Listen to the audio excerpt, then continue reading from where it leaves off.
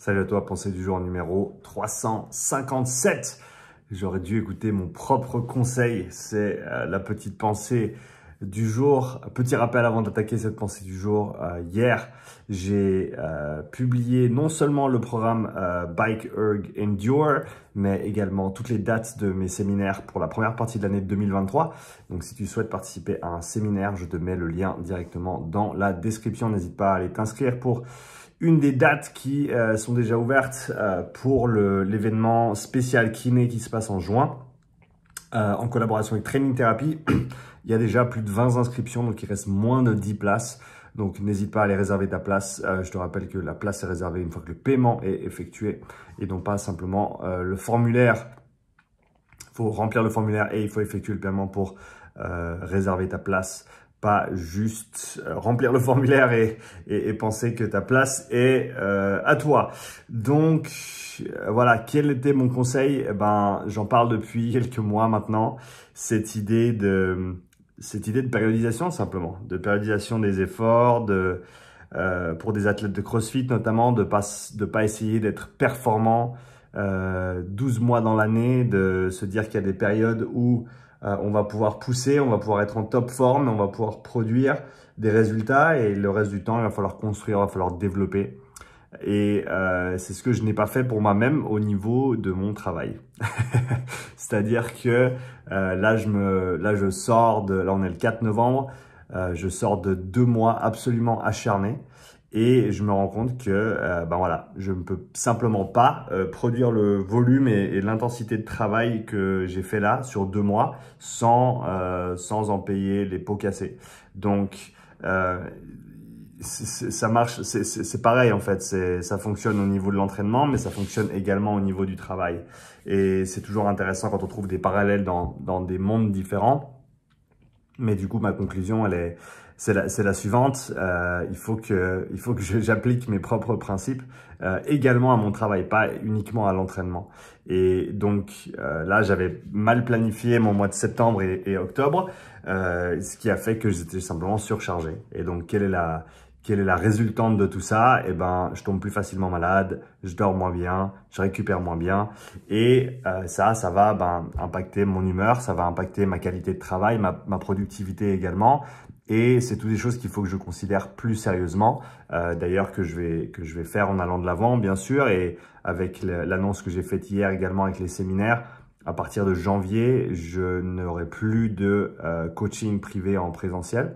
Je vais me dédier exclusivement aux séminaires, aux formations en ligne, au profilage physiologique, au suivi individuel d'athlètes, mais plutôt à distance, ainsi qu'au podcast, au contenu YouTube, Instagram et autres.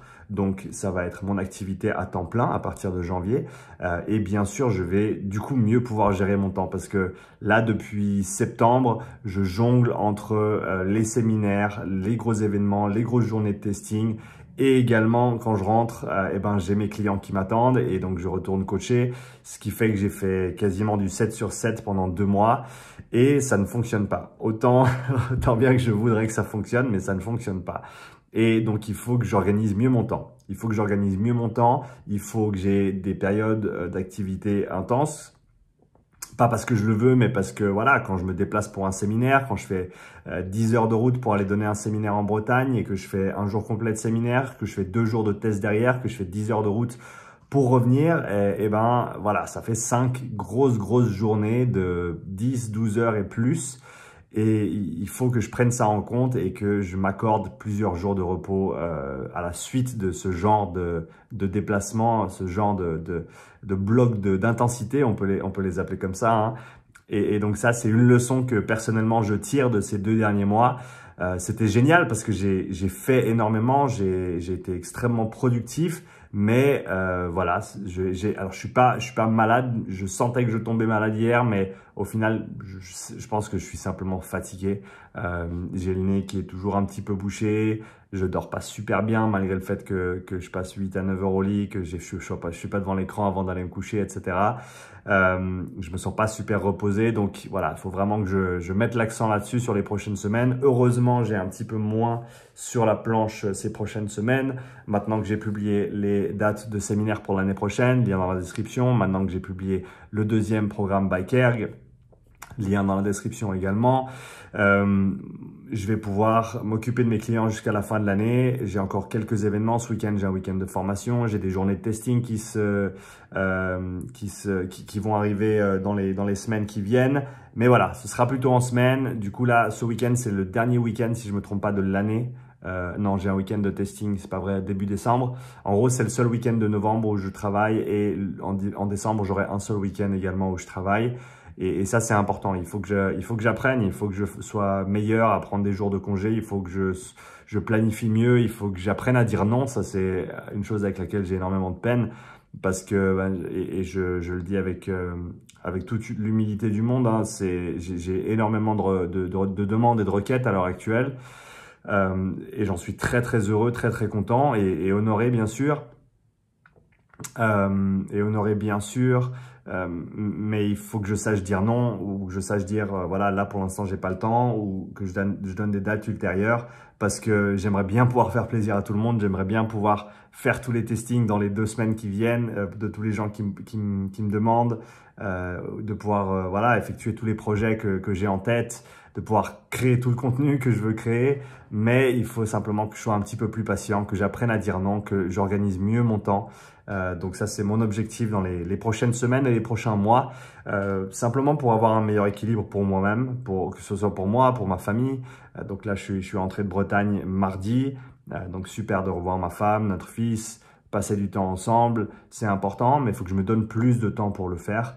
Et bien sûr, il y aura toujours ces blocs d'intensité, ces périodes de compétition, entre guillemets, au niveau du travail.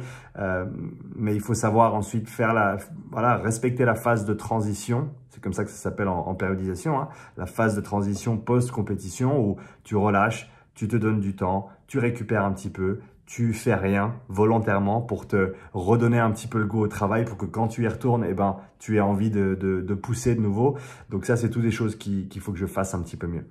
Voilà pour la pensée du jour. Je serais intéressé de savoir ce que toi, tu en penses. Ça coule un petit peu de source, hein, ce parallèle entre le travail et l'entraînement. Mais voilà, je l'avais un petit peu... je l'avais un petit peu survolé, on va dire, ou je l'avais pas vraiment respecté ces 2 derniers mois. Et du coup, je paye les pots cassés. Rien de grave, bien sûr, mais voilà, il faut prendre ça en considération. Et vu que c'était une leçon que je veux essayer de tirer pour moi-même ici, je me suis dit que je pourrais la partager. Et peut-être que toi, ça t'aidera à faire pareil, à trouver l'équilibre absolu est illusoire. Je pense pas que mon message, c'est pas d'avoir les journées parfaites, etc. parce que ça marche pas comme ça, mais il faut périodiser. Si tu as des périodes de grosse intensité, grosse charge, il faut des périodes aussi où tu en fais un petit peu moins pour récupérer derrière et pour relancer la machine. Donc ça, c'est un petit peu la leçon. Applique la périodisation sur l'entraînement, mais également sur ton travail pour prendre soin de toi, parce que sans toi, ton entreprise, ton business ne fonctionne pas, et donc il faut également prendre ça en considération.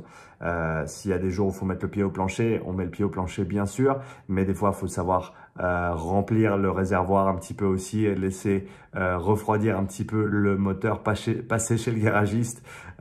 Donc voilà, les analogies de voitures qui fusent en ce moment, mais j'aime bien, ça illustre bien les choses à mon avis. Voilà, c'est tout pour la pensée du jour. Laisse-moi un petit commentaire. Si tu as des questions par rapport au séminaire, si tu as des questions par rapport au programme, n'hésite pas à me laisser un commentaire également. Je te réponds avec grand plaisir.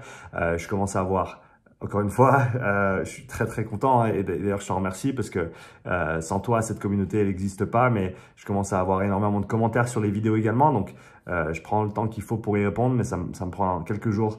Ça me prend parfois quelques jours, donc je répondrai aux commentaires, tous les commentaires qui me sont laissés, bien sûr. En tout cas, je te remercie pour ta fidélité, ton soutien, en espérant te voir un de ces jours prochains, à un des séminaires en 2023 ou une journée de testing même. Qui sait, quoi qu'il arrive, je te souhaite une belle journée et je te dis à bientôt pour la nouvelle pensée du jour. Ciao!